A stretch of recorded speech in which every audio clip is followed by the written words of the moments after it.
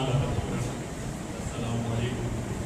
آج ہم اس محفل میں حضرت علی کرم اللہ وجہ کی یوم شہادت کے نام سے شریک ہیں. حضرت اللہ ہماری رات میں محفوظ فرمائے. حضرت علی کرم اللہ وجہ کی شان خود جیسا عمل انسان کیا کرے گا. خادم انسان اتنا سا ان کا خادم ہوں میں شمار ہوں. لیکن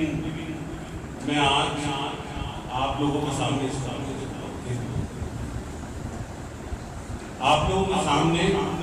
حضرت علی کرم اللہ وجہ کی شان میں جو قرآن میں آیا ہے وہ بیان کرنا.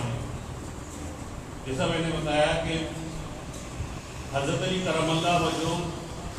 وہ ذات مبارک ہیں. حضرت محمد صلی اللہ علیہ وسلم خاتم النبیین ہیں اور حضرت علی کرم اللہ وجہ سے ولایت ہے. اور وہ ولی وہ اسلام میں کے سب سے پہلے ولی ہیں. حضرت علی کرم اللہ وجہ کی شان مبارک بزرگان دین کی نظر میں تمام فرائض کی نظر میں 300 دفعہ قرآن میں ہے. جو 300 آیات ہیں جو تمام فریقین اس سے متفق ہیں کہ وہ حضرت اس کی شان نزول میں حضرت علی کرم اللہ وجہ کیا بیان ہے. تمام تواریخ میں جو لکھا گیا ہے اس میں مختلف نام کیے گئے. قرآن شریف میں علیًا، علیوں، علیہ، یہ نام گرامر کے لحاظ سے مختلف صورتوں میں موجود ہے. لیکن بزرگان دین کا کہنا یہ ہے کہ یہ سب حضرت علی کرم اللہ وجہ. سب سے پہلے قرآن میں حضرت علی کرم اللہ وجہ کا ذکر ہے وہ ہجرت مکہ کے وقت کا ذکر ہے کہ جب حضور اکرم نبی کریم صلی اللہ علیہ وسلم نے فرمایا کہ اے علی جب میں یہاں سے چلا جاؤں تو تم رک جانا اور صبح اٹھ کے سب کی امانتوں کو واپس کر دینا. سب سے پہلے حضور اکرم نبی کریم صلی اللہ علیہ وسلم حضرت علی کرم اللہ وجہ مقام جو ہے وہ جانشین. اور آپ کی شان یہ تھی کہ آپ کی محبت کا معیار یہ تھا اور اس کی طاقت یہ تھی وہ عشق میں اتنے ڈوبے ہوئے تھے کہ پتا تھا کہ اگر کفار مکہ کو خبر ہو گئی کہ حضور اکرم نبی کریم صلی اللہ علیہ وسلم ہجرت کی طرف چلے گئے ہیں تو جو بھی ملے گا اس کو قتل کر دیا جائے گا. لیکن آپ کے ایمان میں ذرہ کی برابر فرق نہیں آیا اور آپ حضور اکرم نبی کریم صلی اللہ علیہ وسلم کی طرف سے مبارک گزار ہوئے اور صبح امانت کے واپس کر کے سب سے بڑا انعام آپ کو عطا ہوا جب اللہ تعالیٰ نے فرمایا کہ سورۃ بقرہ میں ہے وَمِنَ النَّاسِ مَن يَشْرِي نَفْسَهُ ابْتِغَاءَ مَرْضَاتِ اللَّهِ وَاللَّهُ رَءُوفٌ بِالْعِبَادِ. اور کوئی آدمی اپنی جان بیچتا ہے اللہ کی مرضی کی چاہت میں اللہ اس کا مہربان. اللہ شاید کی شان نزول حضرت علی کرم اللہ وجہ کی ہجرت مکہ کی رات. حضرت علی کرم اللہ وجہ کا مقام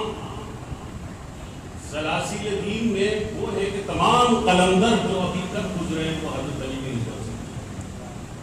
وہ علی شاہ قلندر، لال شہباز قلندر اور یہ تمام بزرگ خواجہ قطب صاحب پیارے کافی وہ بھی حضرت علی کرم اللہ وجہ کی شان میں ان کا سارا. اس کے بعد سورہ آل عمران میں آیت نمبر 61 ہے جس میں حضور اکرم نبی کریم صلی اللہ علیہ وسلم سب سے حضور اکرم نبی کریم صلی اللہ علیہ وسلم کی شان ہے کہ ان کو اس وقت کے جو تمام دین کے معتبر ترین لوگ تھے وہ اس وقت پہچان چکے تھے اور ان کو خاتم النبیین مان چکے تھے. جب حضور اکرم نبی کریم صلی اللہ علیہ وسلم مدینہ منورہ تشریف لے گئے تو وہاں پہ عیسائیت اور یہودیت کے بڑے بڑے عالم موجود تھے اور وہاں پہ عیسائیوں کے سب نے جھنگٹا کرا اور بولا کہ ہم حضور اکرم نبی کریم صلی اللہ علیہ وسلم سے معاہدہ کریں گے اور ان کو اپنے ان کے مذہب پہ قائم نہیں رہنے دیں گے اور سب سے بڑے عالم کو اپنے جمع کر کے لے کے گئے. تو حضور اکرم نبی کریم صلی اللہ علیہ وسلم کے پاس جہاں پہنچے تو یہ آیت کریمہ نازل ہوئی اور اس سے پہلے یہ آیت نازل ہوئی تھی کہ اس میں حضور اکرم نبی کریم صلی اللہ علیہ وسلم کو اللہ تعالیٰ نے فرمایا. مفہوم یہ ہے صاحب کا بڑا مشہور ہے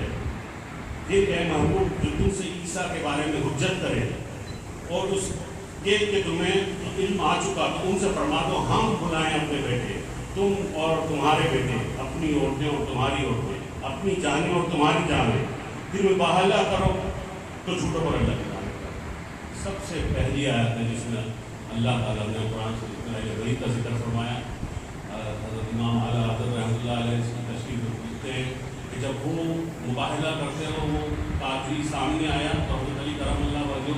حضور اکرم نبی کریم صلی اللہ علیہ وسلم کے پیچھے کھڑے تھے۔ حضرت فاطمہ رضی اللہ تعالیٰ عنہ ان کے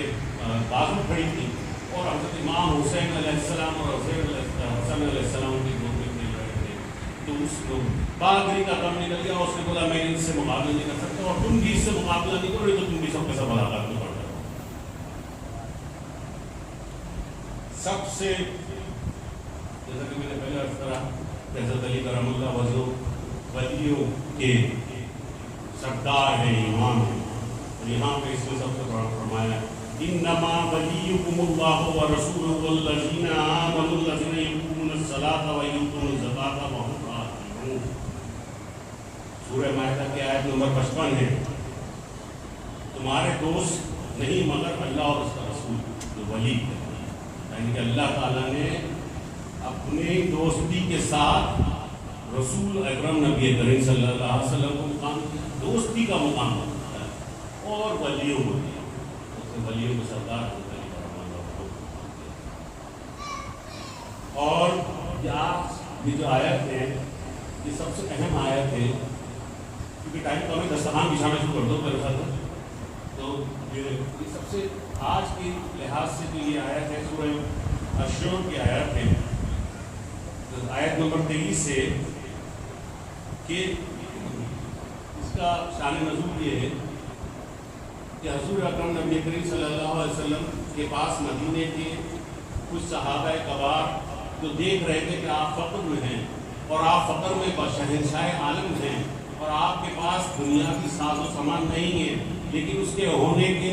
باوجود نہ ہونے کے باوجود کہ آپ شہنشاہیت فرما رہے ہیں، تو ان کے دل میں یہ خیال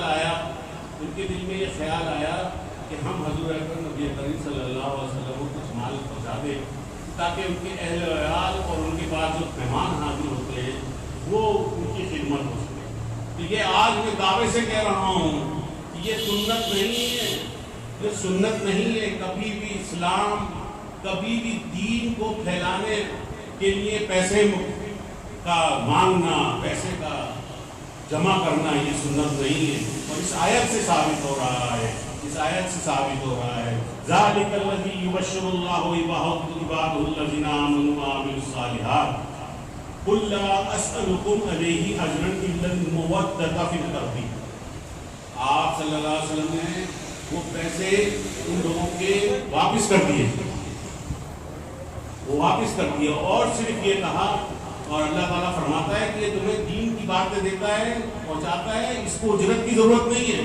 چاہے آج کتنا بھی بڑا بزرگ ہو، چاہے وہ کتنا بھی بڑا پیر ہو، اور اگر وہ تم سے دین کو سکھانے کے لیے اجرت مانگتا ہے وہ خلاف سنت ہے، قرآن سے ثابت ہو رہا ہے، قرآن سے ثابت ہے کہ یہ خلاف سنت بات ہے، اور یہ اسلام میں اس کو اجازت نہیں ہے۔ اور آپ نے فرمایا کہ میں تم سے کوئی پیسہ نہیں مانگتا، اور سارے پیسوں میں واپس کر دیے، اور صرف تم سے مانگتا ہوں تو میرے قریب لوگوں کی محبت، میرے قریب حضرت علی کرم اللہ وجہ۔